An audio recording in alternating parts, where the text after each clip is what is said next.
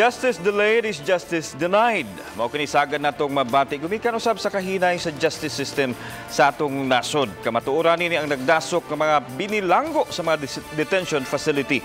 Sama na lang sa detention cell sa lungsod sa Cordova. Diin dunay usa ka piniriso nga duha na ka tuig apan wa pagyud makatilaw og hearing siyang kaso.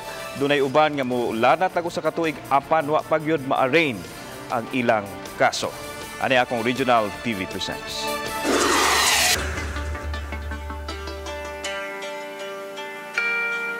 Sa limitadong temporary detention cell, nagdasok kining mga binilanggo. Pipila kanila taas ng panahon nga nasulod sa bilangguan sa ingon ini nga kahimtang.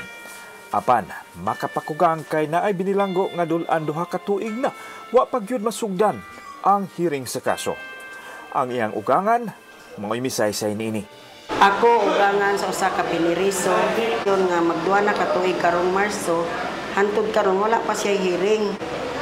Kung mangayo ko tabang kung unsaon ni nam asa mi mo duol ani nga mahiring siya. Gusto ko nga mahiring na siya, may bala na to kung anus asya o pila siya katuig. Laing binilanggo, 8 ka buwan nang napriso apan wa pa mabasahi siyang kaso. Ako 8 ka buwan diri pamarin. Sige, nganong wa pa maganarin?